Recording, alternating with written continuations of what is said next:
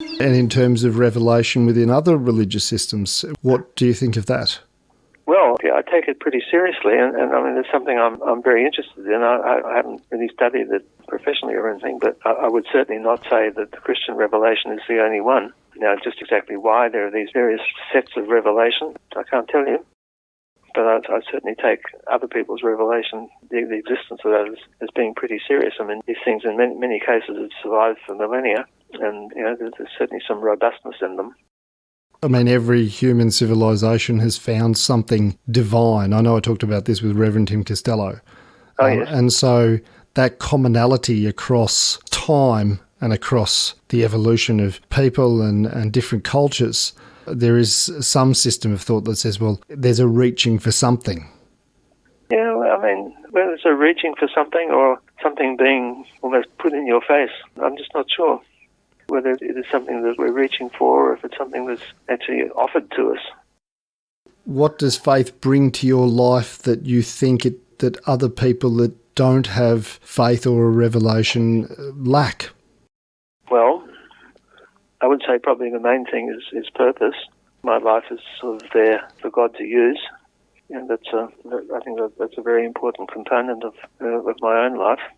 If I didn't have that, I mean, it would be a different story. My life would be sort of wrapped up entirely in science, domestic things.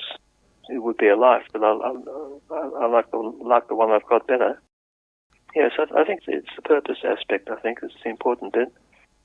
Yeah, I suppose the emotional thing, in terms of like a relationship, because a lot of people talk about a personal relationship with God, which I'm quite interested in. Yeah, so one of my favourite masses was the Easter Mass. And during the crucifixion, I liked the Mass because it was dramatic, but it was also very emotional. And so when Jesus says to God, who's his Father, it's a complicated relationship because he's also himself. He says in the Aramaic, Eli, Eli, lama sabachthani, which means my Father, or my God, why have you abandoned me? I think a lot of people would connect to the emotion of that, of the feeling of being abandoned. It's not just a story that's relayed, that people have an emotional relationship to the stories, Do you understand what I mean? Absolutely, I do indeed. And it's telling something about human experience as well. Yeah, but I mean, I think as you were alluding, it's a terribly complicated thing.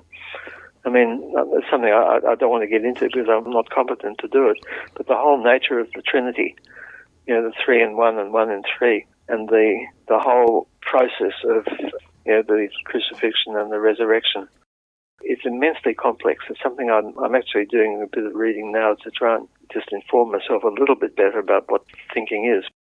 But it's a fantastically complex thing, and the whole picture of what happened around Easter time is so bound up with the nature of the Trinity that there's an enormous amount, I think, there to be understood if one's capable of understanding it. Does that make any sense? Yeah, because of course what you're talking about is 3 distinct entities which are also one.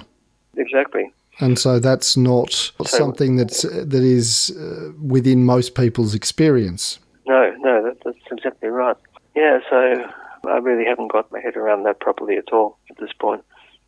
If you read the Torah, if you read the Gospels, you really are reading ideas around what it is to be human. Yeah. In terms of the negative and the positive. Yes, quite. Some of the difficult questions, and I talked to Chris about this as well, but the idea that God is retreating in the face of science. Oh, goodness, I don't see that at all. That's just an entirely earthly concept, I think. The example that I talked about with Chris, and we talked about it to some extent, but it was in relation to, so I said, well, if you're a Christian, even 200-300 years ago, then the creation story might have been a reasonably acceptable account of how human beings came to be, so a world that's somewhere between 6,000 to 10,000 year old based upon the genealogies put forward in the books in the Old Testament, not a 13.8 billion year old one, and that seemed like a seeding of ground to science? Is it sort of eroding away at those things? You either become a creationist and deny the science, which is not really possible to do anymore, or you have to integrate it in somehow, and so it becomes a new theology. Yeah, that's right. I mean, the creation story is certainly one of the issues there, but, there are quite a few others where things were ascribed to God because they were just outside people's comprehension, and then gradually we learned, well, these are not kind of divine things. I mean, for example, just one a few years ago, David Block, my co-author, and I went to Norway, and we went to see the aurora. And we heard some of the old myths about the aurora, how there were various divine things going on up there.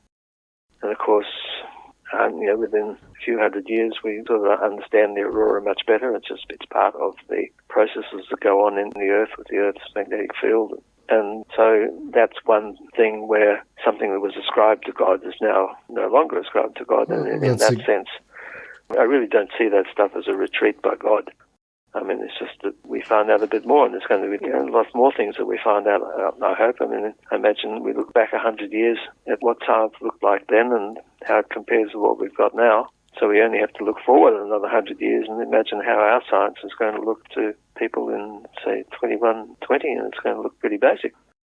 Unless something really catastrophic happens to the world. I mean, if the things progress as they're likely to progress, I mean, science will be way advanced over what we've got now.